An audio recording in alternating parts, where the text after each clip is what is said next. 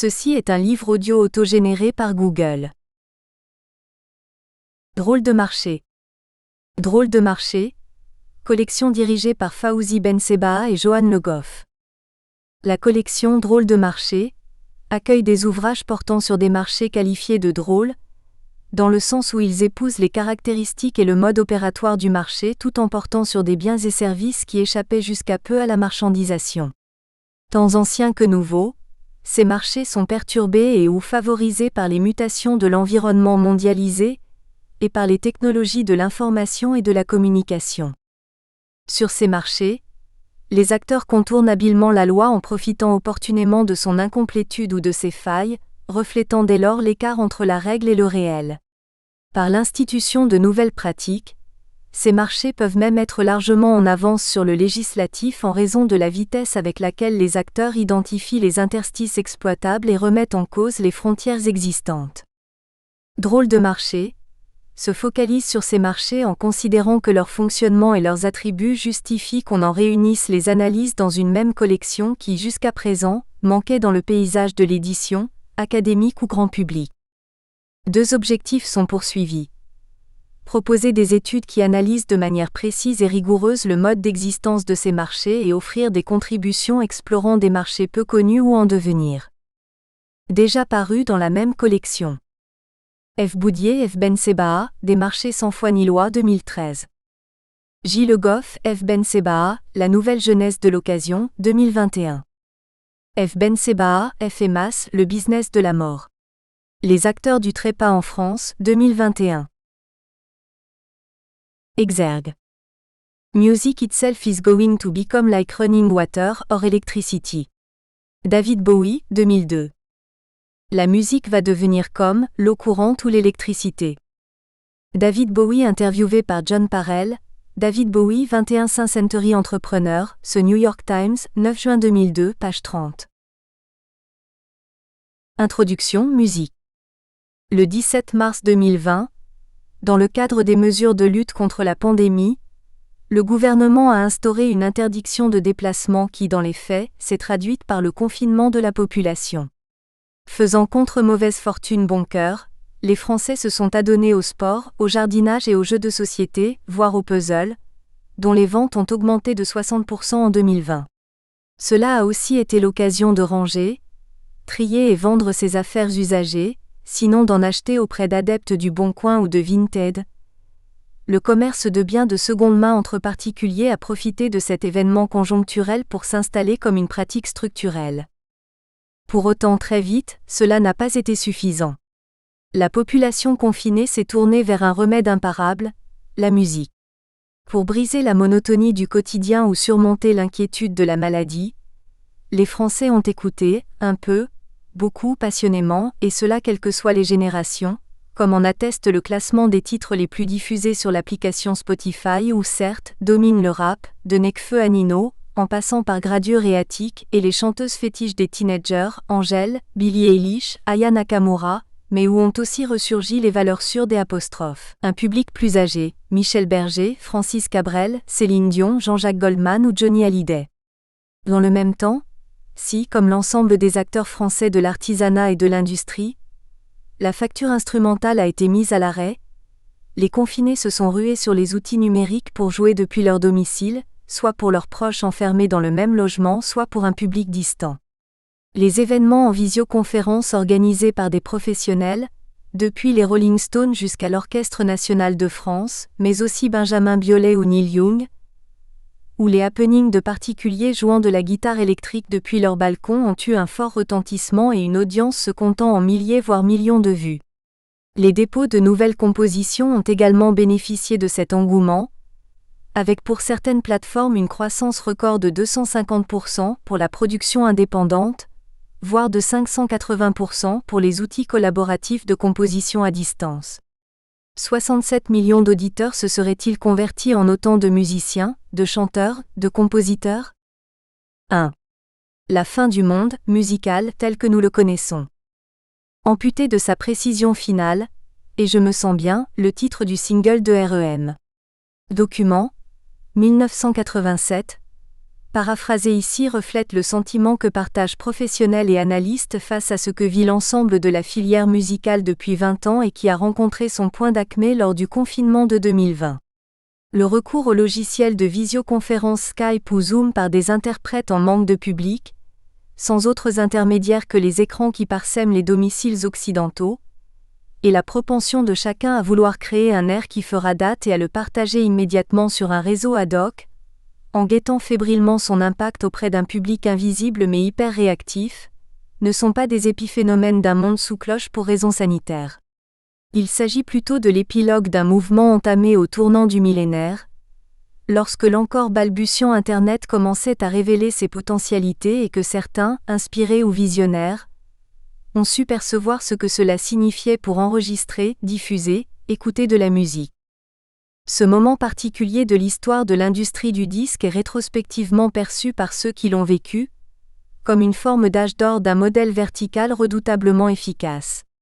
La musique est devenue un produit de grande consommation dont les supports, disques vinyles 45 et 33 tours, cassettes, disques compacts, CD, vont constituer autant de marqueurs générationnels pour une population qui, depuis les 30 Glorieuses, vit au rythme des airs diffusés à la radio puis à la télévision tout en découvrant, ébahis, que des concerts peuvent regrouper plusieurs millions de spectateurs dans un stade ou sur une plage.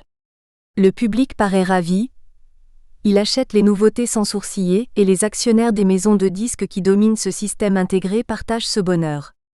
Le bilan est plus nuancé pour les auteurs, compositeurs, interprètes et musiciens, selon que vous serez puissant ou misérable. De rares artistes au fait de leur gloire vont ruer dans les brancards et vouloir s'émanciper. Exemplairement, Prince, en conflit avec Warner à partir de 1995, sans constituer une menace sérieuse pour l'édifice, assez habile pour absorber à son profit les rares velléités de contestation et se rendre littéralement indispensable. Néanmoins, le système semblait inaltérable, toute chose égale par ailleurs, comme aiment à le dire les économistes, ceux-là même que raillait déjà Schumpeter lorsqu'il vantait la destruction créatrice provoquée par l'innovation et conspuait les résistances du milieu des affaires, fondamentalement rentier. L'apparition progressive de nouvelles technologies, en particulier celles permettant la dématérialisation de la musique sous forme de fichiers numériques en vue de sa diffusion, à visée commerciale ou de pair à pair, et la démocratisation de l'accès au haut débit à partir de 2010 vont saper les fondations de la filière qui n'est plus l'espace réservé et protégé qu'elle était jusqu'alors. Le périmètre des acteurs traditionnels est contesté de tous côtés, par d'autres entreprises puissantes, Apple, Amazon, etc., comme par des individus isolés, du hacker revanchard aux musiciens du dimanche. Les réponses des acteurs historiques ont oscillé entre le mépris, « nous ne craignons rien, nous sommes si forts », la candeur, « mon pauvre ami cela ne marchera jamais » et l'arrogance, « adressez-vous à nos avocats ». Les vagues se sont succédé, de la copie illégale au baladeur numérique, de plus en plus forte, de plus en plus fréquente, du streaming aux plateformes de financement collaboratif, finissant par submerger les héritiers du XXe siècle et de ses golden years. Dès lors, la production, la distribution et la consommation d'œuvres musicales en 2022 ne ressemblent en rien à cette industrie concentrée, structurée, inéquitable certainement mais extrêmement classique dans ses configurations, qui a connu son apogée dans les années 1990. Secteur désormais éclaté, traversé par des innovations fulgurantes et des échecs pathétiques, il met à mal toutes les certitudes. Des métiers disparaissent, d'autres naissent, des entreprises s'imposent, d'autres implosent, des technologies séduisent, d'autres peinent à survivre. La chaîne de valeur, solidement établie au fil des ans, s'est muée en un rhizome fantasque rendant le paysage incertain, empli du brouillard de la promenade nocturne du vidéoclip de Thriller, 1983. On ne sait si les silhouettes qui se profilent sont amicales ou hostiles. C'est à ce titre que la musique mérite de figurer dans cette collection. Comme ceux des produits d'occasion ou de la mort, c'est un drôle de marché, atypique et peu lisible, en pleine reconfiguration, qui justifie un coup de projecteur pour y voir un peu plus clair. 2. Que vous réserve la liste des pistes ? Depuis qu'en un geste magistral et définitif, John Cage s'est approprié 4 minutes 33 de silence en 1952 pour en faire une œuvre pour piano, en 3 mouvements, c'est acquis. La musique nous entoure partout, tout le temps. Et en 2022, elle continue de rythmer les échanges lucratifs de commerçants et d'artistes, de passionnés et d'opportunistes. Pour autant, il paraît nécessaire de prendre la mesure du tournant radical vécu par l'industrie dans son ensemble, de l'offre, les musiciens à la demande, le public. Ce livre propose de souligner les défis rencontrés aujourd'hui par toutes les parties prenantes et de mettre en lumière les pratiques et expérimentations qui traduisent le dynamisme de marché, ou le capitalisme triomphant, achat des catalogues d'artistes historiques par des fonds d'investissement, peut côtoyer l'utopie la plus généreuse, financement participatif et composition collaborative. La première partie se focalise sur l'amont, la création musicale et la production, et commence légitimement par dresser le portrait des majors telles qu'elles se présentent après 2 décennies de rupture et de métamorphose. Loin d'être moribondes, Universal, Warner et Sony demeurent puissantes et leur approche suscite encore des désirs, comme en témoigne la spectaculaire entrée en bourse d'Universal ou la naissance de Believe. Cette partie est aussi le prétexte de retracer l'origine de ce modèle longtemps dominant, et qui n'a pas toujours démérité. Dans un renversement délibéré, la deuxième section quant à elle s'intéresse spécifiquement aux petits poussés de la production, les plateformes collaboratives et leurs avatars, non sans imaginer que David puisse l'emporter sur Goliath. L'émergence de circuits courts permettant des artistes, novices ou confirmés, d'interagir directement avec leurs auditeurs est sans conteste le changement le plus radical et in fine, le plus menaçant pour les entreprises conventionnelles évoquées plus haut. À peine enregistré, le morceau peut être mis à disposition de qui veut l'écouter, en court-circuitant les intermédiaires, depuis les labels jusqu'aux distributeurs. Balbutiant et peu robuste dans ses prémices, le modèle gagne en confiance avec des solutions originales comme Patreon, permettant à ceux qui le souhaitent de jouer et composer sans dépendre d'une maison de disques. La mutation de l'industrie est aussi une mutation des profils professionnels et des compétences, au cœur du 3e chapitre. On ne compose ni n'enregistre de la même façon aujourd'hui qu'on ne le faisait quand Céline Dion dominait les ventes en France, albums et singles, avec 2, écrits et réalisés par Jean-Jacques Goldman, 1995. Album francophone le plus vendu de l'histoire, ce disque est aussi le symptôme d'un métier de talent, celui de l'auteur-compositeur-fournisseur de tubes. Coluche ne s'y est pas trompé en appelant le même Goldman pour composer la rengaine des Restos du Cœur en 1985. De Pierre Delanoë à Boris Bergman et de Brian Holland, Lamont Dozier et Eddie Holland à Mike Stock, Matt Aitken et Pete Waterman, une génération a marqué durablement les esprits en écrivant pour d'autres. Si aujourd'hui les faiseurs de tubes existent encore, tels Renaud Rebillot, Danny Sainté ou Nazim Raled pour Amir, Black M, Louane, Maître Gims ou Kenji Girac, d'autres métiers s'y substituent de plus en plus, comme le beatmaker, faiseur de son apparu à la fin des années 1990 et âprement courtisé. La deuxième partie du livre se concentre logiquement sur les étapes de la diffusion et de la distribution. Où achète-t-on de la musique aujourd'hui, sous quel format, à quel prix ? Support ou flux, se demande la première section en constatant d'une part, l'affirmation des sites de streaming, Deezer, Spotify et leur logique d'abonnement et d'autre part, la vitalité paradoxale des supports physiques old school. En 2022, on vend plus de vinyles que de CD tandis que des cassettes audio sont de nouveau disponibles en rayon. Néanmoins, la généralisation du titre unique au format numérique entraîne des modifications formelles. La recherche du hit, l'enchaînement de singles associés de façon aléatoire ou par proximité sonore dans des playlists porte-t-il un coup fatal au concept album qui, du SGT. Pepper's Lonely Hearts Club Band des Beatles, 1965, à Orelsan et Gringe sont les Casseurs Floaters, 2013, a longtemps constitué un objet cohérent et choyé ? Où se vend la musique dans la France de 2022 ? C'est à cette question que répond le deuxième chapitre, avec un panorama d'un paysage dévasté par la quête de rentabilité des majors et l'essor du numérique. La loi Lang, août 1981, instaurant un prix unique pour le livre a protégé la filière et en particulier les librairies. Pour le disque, la situation est plus compliquée, entre la cure d'amincissement forcé des rayons musique dans les grandes surfaces, généralistes ou spécialisées, et la popularité du Record Store Day, c'est une alternance de chaud et froid. Un vrai passionné peut-il, sans craindre la schizophrénie, acheter dans la même journée un vinyle d'occasion dans un vide-grenier et une nouveauté en MP3 sur le site d'un GAFAM ? La musique s'exprime d'abord et avant tout sur scène, où elle est savourée par un public hétéroclite et enthousiaste. Les concerts forment le cœur de la dernière section de cette partie. Le confinement n'a pas étouffé ce mode de distribution particulier, où musiciens et chanteurs délivrent leur énergie et leur talent dans des performances acclamées. Des formats originaux sont apparus, revitalisant un dispositif scénique devenu crucial financièrement pour les artistes, confrontés à la raréfaction des droits d'auteur issus des ventes de disques. D'objets promotionnels dispensables, du point de vue de l'industrie, pas du fan, le concert s'est mué en un enjeu de notoriété et de retour sur investissement. Les festivals sont ancrés dans le paysage estival tandis qu'à l'opposé du champ des possibles, des capsules plus intimistes sont proposées jusqu'au cœur des domiciles des particuliers. La troisième et dernière partie de l'ouvrage porte sur les aspects qui nous rappellent que la musique est un art et une industrie, et que si une chanson est peut-être une œuvre, elle est aussi un produit.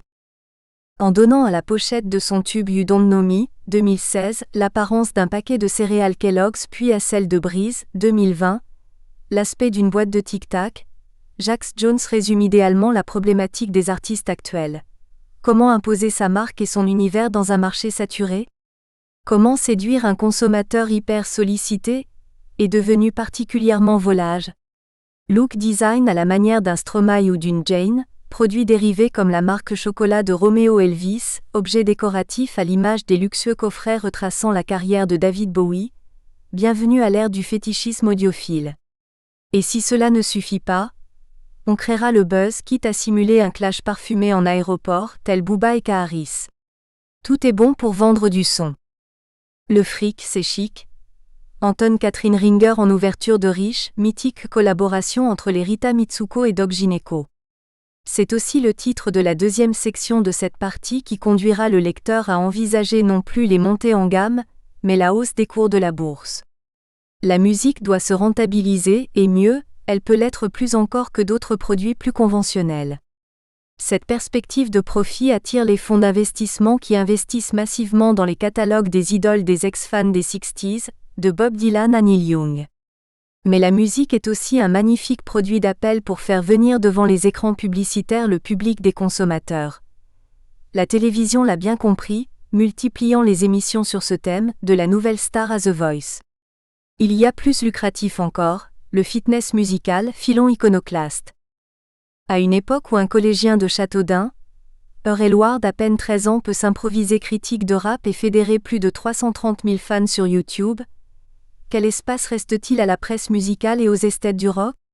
La troisième section va tenter de dresser un état des lieux de cette situation singulière qui veut que la multiplication des avis et évaluations en ligne plaide surtout pour l'apparition de nouveaux Gray Marcus, Lester Bang ou John Peel, capables de décrypter des tendances, de repérer le futur du rock'n'roll, et surtout, d'écouter vraiment, sincèrement, et d'entendre l'intention derrière un arrangement, l'allusion derrière une mélodie, l'apostrophe. Idée finalement, qui érige en standard éternel une anodine suite d'accords. En guise de coda, un chapitre supplémentaire, véritable morceau caché d'une playlist déjà riche. Ce ghost track est consacré à un musicien, non, à un homme d'affaires ou plutôt à un compositeur, à moins que ce soit un producteur, qui incarne à lui seul les transformations de l'industrie musicale, dans ce tourbillon qui nous a conduit du vintage des vinyles vendus d'occasion à la modernité de l'écoute en streaming des pulsations interchangeables des beatmakers. Jack White est un oxymore, à mi-chemin entre Léonard de Vinci et Howard Hughes, faiseur de tubes vieille école et vendeur de vinyles inécoutables, capable du meilleur ses disques et du pire ses disques, rééditant les premiers France Gall, 1968, Baby Bop et Poupée de cire, Poupée de son, et interprétant avec Alicia Keys le générique d'un James Bond tout en riffrageur. Passionné et passionnant, parfois prévisible mais souvent inattendu, il constitue la synthèse paroxystique de ce drôle de marché dont il conjugue tous les aspects. Entre chacune des trois parties du livre, nous vous proposons des interviews d'experts que nous remercions chaleureusement pour leurs témoignages amicaux, confrontés dans leur quotidien professionnel aux métamorphoses décrites dans chaque chapitre, de la production à la prescription, en passant par la distribution de la musique. Disquaires, directeurs de label ou critiques pour rock et folk, ils éprouvent chaque jour à quel point ce marché déroute, pour le pire parfois, le vinyle offert en cadeau pour l'achat d'un Jean, mais aussi pour le meilleur. Ils restent des fans, des passionnés et des nouveautés miraculeuses qui donnent du sens à leur métier. Enfin, il est fort probable que de nombreux titres de chansons se soient glissés dans le texte. Si vous les identifiez tous, vous serez récompensés, vous recevrez toute notre estime. Bonne lecture. L'industrie musicale en 20 pépites à savourer au fil des chapitres. Monsieur Barclay, Léo Ferré 1965. So You Want to be a Rock'n'Roll Star? The Byrds 1967. Denmark Street, The Kings 1970. Working for MCA, Lynyrd Skynyrd 1974. Ava Cigar, Pink Floyd 1975. Are You Sure Hank Done It This Way? Waylon Jennings 1975. Jukebox, Bernard Lavilliers 1977. Radio, Elvis Costello et The Attraction 1978. DJ. David Bowie 1979. Le bon temps du rock'n'roll, Johnny Hallyday 1979. Video Killed the Radio Star, The Buggles 1980. 10 Notes for You, Neil Young 1988. HCRW To Kill la radio consultant, Public Enemy 1991. Label, GZA 1995. The Last DJ, Tom Petty et The Heartbreakers 2002. La chanteuse Sandrine Kiberlin 2007. Honey, We Can't Afford to Look This Cheap, The White Stripes 2007. DOA, Death of Autotune, Jay-Z 2009. Les chanteurs sont tous les mêmes, Vincent Delerme et Benjamin Biolay 2016. Make Boom Bap Great Again, Pumpkin et Vince d'Aquero 2018. Première partie, création et production, un nouveau tempo. Les majors sortent les violons mais raflent la mise. Paye-moi ce que tu me dois. Ne fais pas comme si tu avais oublié. Menaçait Rihanna en 2015 comme un avertissement à l'industrie du disque, alors même que les échos du classique Pay Me My Money Down entonné par Bruce Springsteen résonnaient encore. Il est clair que l'on ne peut pas acheter l'amour, et visiblement, chanteur et major du disque ne vivent pas une relation de ferveur passionnelle. Consacré par les marchés boursiers en 2021, la domination du trio Universal Sony Warner n'empêche pas les désillusions de certains artistes, surtout quand, pour mieux justifier leurs pratiques, ces leaders se plaignent des perspectives sombres qu'annoncent leur bras de fer avec les plateformes de streaming. Un état des lieux suit, mais d'abord, soyons sympas, rembobinons. Le modèle des labels. Comme l'histoire du cinématographe ou celle du téléphoné, la création du phonographe est le fruit d'un processus qui mène, simultanément et dans des pays différents, plusieurs artisans et industriels à développer un appareil pouvant enregistrer et diffuser des sons, donc des voix et des notes. Le magnat américain Thomas Edison, fondateur de la General Electric, en est officiellement tenu pour l'inventeur en 1877. Et, comme pour la projection d'images animées ou la transmission de la voix à longue distance, le potentiel commercial de cette innovation a été immédiatement perçu, donnant naissance à des entreprises ayant vocation à produire et vendre des enregistrements sonores, de musique, mais pas seulement. L'américain Columbia 1888, le français Pathé 1896, l'allemand Parlophone 1896 et l'anglais Gramophone 1898, à qui l'on doit le slogan His Master's Voice, la voix de son maître, et l'illustration iconique du chien assis, attentif, devant le pavillon d'un phonographe. Le disque creuse son sillon. Le secteur connaît une extension spectaculaire et, en dépit de l'interruption de la Première Guerre mondiale, le tourne-disque devient un bien populaire, le cylindre gravé ayant été remplacé par le disque plat au tournant du siècle, dupliqué par pressage. Les industriels tâtonnent, après tout, ne serait-ce pas plutôt un simple jouet destiné aux enfants? Et s'inquiètent de l'arrivée de la jeune TSF, qui va forcément tuer le marché. Mais, en dépit de ces flottements, les années folles et l'entre-deux-guerres confirment que la musique a sa place au domicile comme dans l'espace public. Les familles se réunissent autour du phono pour une écoute partagée. Les cafés sont envahis de jukebox, dont ceux réputés de l'américain Wurlitzer, dès les années 1890. Quand s'ouvrent les années de croissance économique et l'ère de la consommation de masse, tout est en place pour que la musique devienne un produit grand public, acheté et consommé en quantité. Le vinyle se substitue à la cire, le micro-sillon est inventé, la cassette à bande magnétique se perfectionne, les formats se normalisent et le 78 tours cède la place à deux nouveaux gabarits aux tailles et vitesses bien distinctes. 33 tours 1/3 et 45 tours. Tout est prêt pour que le marché s'épanouisse et que des maisons de disques affirment leur suprématie. Les labels répondent à l'appel.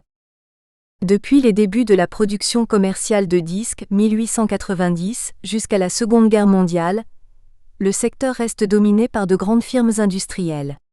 En effet, la fabrication des 78 tours est complexe et coûteuse, le produit fini est lourd et fragile, et la radio a freiné momentanément l'essor des ventes, provoquant la faillite des petites compagnies, plus vulnérables aux à-coups conjoncturels. Les recueils de partitions et les concerts sont alors autrement plus rentables. Label, maison de disques major, quel distinguo ? Une maison de disques est une entreprise dont l'activité consiste à produire, concevoir et réaliser, et éditer, diffuser et distribuer, des œuvres musicales.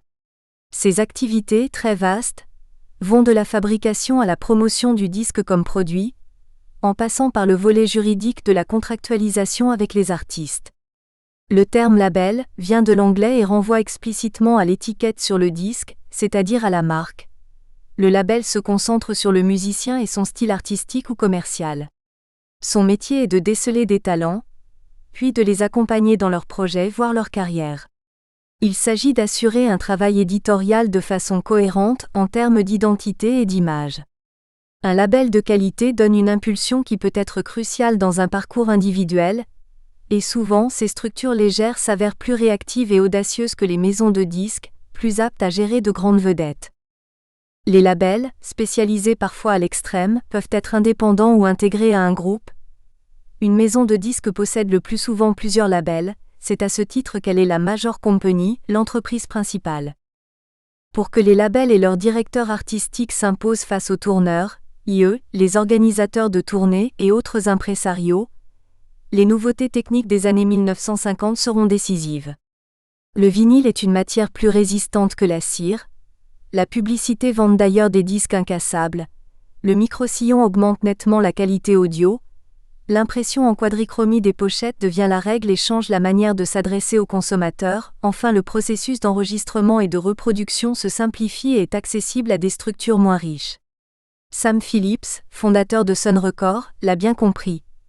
À peine enregistré par un jeune inconnu nommé Elvis Presley, That's Right, Marna, 1954, sera pressé et déposé par ses soins aux radios de Memphis. Comme dans ce cas bien connu, cette configuration plus légère favorise l'éclosion de multiples petites maisons de disques et de labels indépendants, dont certains vont laisser une empreinte durable sur un répertoire, un genre, une esthétique musicale. La musique se démocratise grâce aux manches-disques.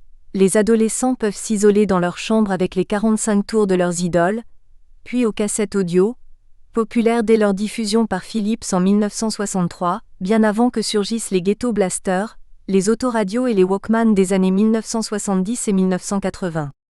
Parallèlement, la filière de la production musicale se concentre au niveau mondial et le paysage finit par se stabiliser autour d'entreprises dominantes. BMG, EMI, Sony, Universal et Warner cumulent 80% du marché, à la fois héritières des firmes pionnières du XIXe siècle et annonciatrices par le jeu des fusions-acquisitions des trois majors actuels.